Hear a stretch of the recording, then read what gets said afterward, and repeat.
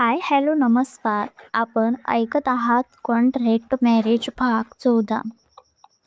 युद्धाची पहिली थंडी होती आणि कोर्टातील तो थंडगार सामना. जहागीरदार वाड्यात आता चैतन्य हरवलेलं होतं. ज्या खोलीत विराट आणि आराध्याने मिलनाचे क्षण अनुभवले होते, तिथे आता फक्त शांतता आणि पश्चातापाची सावली होती. विराजच्या हातात ईशान देशपांडेने धाडलेली ती कायदेशीर नोटीस होती. त्याने ती नोटीस 100 वेळा वाचली असेल. त्याला आनंद या गोष्टीचा होता की आराध्या सुरक्षित आहे. पण ही नोटीस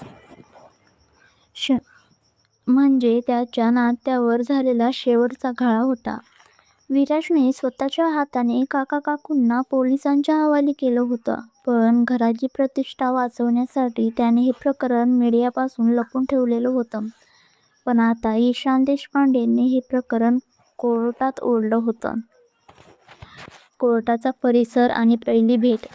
पुणे फॅमिली कोर्टाचा परिसर वकील आणि पक्षकारांच्या गर्दीने गजबजलेला होता. विराज आपली काळी मर्सिडीज घेऊन तिथे पोहोचला होता. त्याने पांढरा शर्ट, काळा कोट आणि डोळ्यावर सनग्लासेस घातले होते.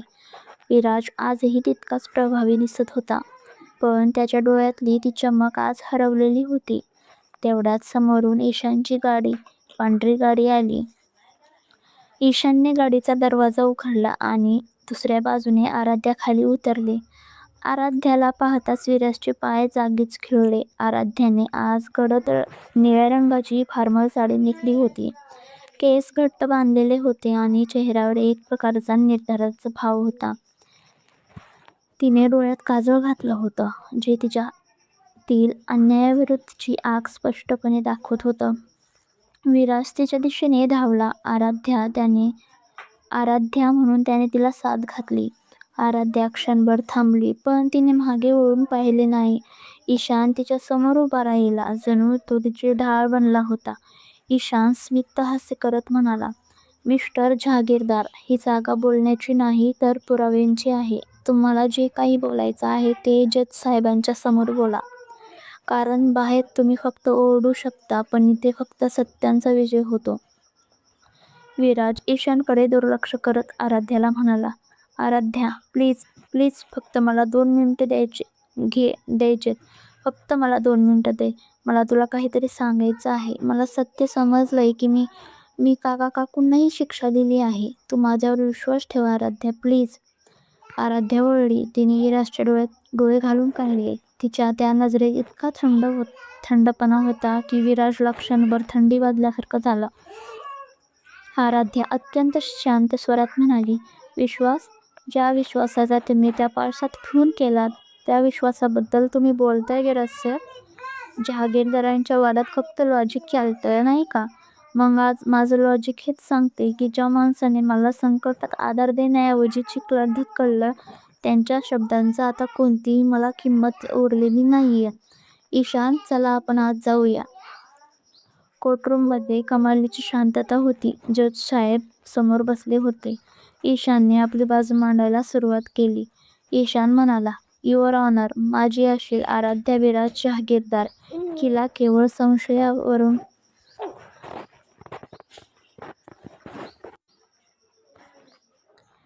भर रात्री घरातून बाहेर काढलं गेलं. हे केवळ घरगुती हिंसाचार नाही, तर एका महिलेच्या आत्मसन्मानाचा जाहीर लिलाव आहे.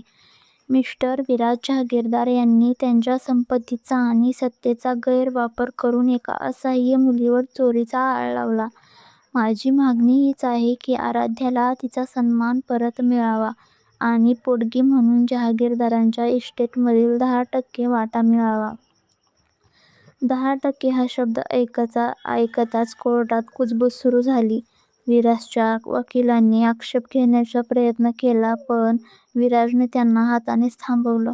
विराज स्वतः उभा राहिला. विराज म्हणाला, युअर ऑनर, मला काहीही बोलायचं नाहीये.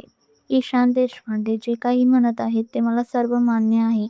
मी कबूल करतो की मी आराध्यावर अन्याय केलाय. मला कोणतीही केस लढायची नाहीये. तसा ईशान चकित झाला. त्याला वाटलं होतं विराज कोर्टात भांडेल, ओरडेल, पण विराज आज खूपच शांत होता. जज म्हणाले, मिस्टर जहागीरदार, तुम्ही तुमचे सर्व आरोप मान्य करताय. तुम्हाला माहीत आहे याचे परिणाम काय होतील? तसा विराज म्हणाला, हो युअर ऑनर, मला शिक्षेची भीती नाहीये, कारण सर्वात मोठी शिक्षा मी स्वतःला आधीच दिली आहे. पण माझी एक विनंती आहे. आराध्याला जी काही रक्कम हवी आहे ती मी द्यायला तयार आहे. पण मला तिच्याशी खाजगीत 5 मिनिटं बोलायची परवानगी द्याल का? तसे जजसाहेब हो म्हणाले. ईशानने आराध्याकडे पाहिले. आराध्याने नकारार्थी मान हलवली. पण जजसाहेबांनी तिच्याकडे बघून म्हटलं, आराध्याजी, जर मिस्टर जहागीरदार स्वतःचा गुन्हा कबूल करत असतील तर त्यांना एक संधी देण्यास काही हरकत नाहीये. तशा ते दोघे एका खासगी रूममध्ये जातात. कोर्टाच्या एका बंद खोलीत विराज आणि आराध्या समोरासमोर होते. बाहेर पोलीस उभे होते. विराज आराध्याच्या जवळ जाण्याचा प्रयत्न करत म्हणाला, आराध्या, तू माझ्याकडे बघत का नाहीयेस? मी काकांना घरातून काढून टाकले ग. मी पोलिसांना सर्व कबुली दिलीये. तू घरी परत चल ना प्लीज. अक्कासाहेब तुझी वाट पाहत आहेत आराध्या, प्लीज. तशी आराध्या कबरूपणे म्हणाली, अक्कासाहेबांसाठी मी नक्कीच परत येईन, पण तुमची पत्नी म्हणून नाही. विराज, तुम्हाला वाटलं की 10% इस्टेट देऊन तुम्ही तुमचं पाप धुवून काढाल. तुम्हाला काय वाटतं मी पैशासाठी करतेय का हे सगळं? नाही विराज सर, मी हे फक्त तुम्हाला दाखवण्यासाठी करतेय की ज्या मुलीला तुम्ही 50 कोटींची करारावर खरेदी केलं होतं तिची किंमत तुमच्या संपूर्ण जहागीरदार इस्टेटपेक्षा जास्त आहे. तसा विराज म्हणाला, आराध्या, मी प्रेमात वेडा झालो ग. मला प्लीज चल ना घरी. मला तुझी खूप आठवण येते ग. चुकलं ग माझं, मी तुझ्यावर संशय घेतला. तशी आराध्या दोऱ्यात हसून म्हणाली, प्रेम? तुम्ही प्रेमाला विटाळलात विराज. प्रेम म्हणजे विश्वास असतो, जो तुमच्याकडे कधीच नव्हता. तुम्ही महाबळेश्वरला जे काही केलं ते प्रेम नव्हतं, तर ती फक्त तुमची गरज होती. आणि मी मूर्ख होते की तुमच्या शब्दावर विश्वास ठेवला. विराजच्या डोळ्यातून पाणी घळाघळा वाहू लागलं. ज्या माणसाने कधी कोणासमोर डोकं झुकवलं नव्हतं तो आज आराध्याच्या पायापाशी बसला होता. विराज म्हणाला, मला माफ कर आराध्या, मी तुला पुन्हा एकदा सन्मान मिळवून देईल. तू ईशान देशपांडेला ओळखत नाहीस. तो फक्त तुझा वापर करतोय मला बिझनेसमध्ये हरवण्यासाठी. तो तुला मदत करत नाहीये. तो तुला मोहरा बनवतोय आराध्या, कळत कसं नाहीये तुला? तशी आराध्या म्हणाली, कदाचित ईशान मला मोहरा बनवत असेल, पण त्याने किमान मला त्या पावसात छत्री तरी दिली होती. तुम्ही तर मला भिजायला सोडून दिलं होतं. आजपासून माझा आणि तुमचा कोणताही संबंध नाहीये. कोर्टाचा निकाल लागल्यावर आपण कायमचे वेगवेगळे होऊ. तशी आराध्या खोलीतून बाहेर पडते. विराज तिथे जमिनीवर बसून राहिला. त्याला आता समजलं होतं की घर मिळवणं सोपं आहे, पण हरवलेला विश्वास मिळवणं हा सर्वात मोठा लॉजिकल अडथळा आहे. कोर्टाच्या बाहेर ईशान आराध्याची वाट पाहत उभा असतो. तेवढ्यात आराध्या येते. तो तिच्या खांद्यावर हात ठेवतो. हे दृश्य विराज लांबून पाहतो आणि त्याच्या मोठ्या आवाजात ऐकतो.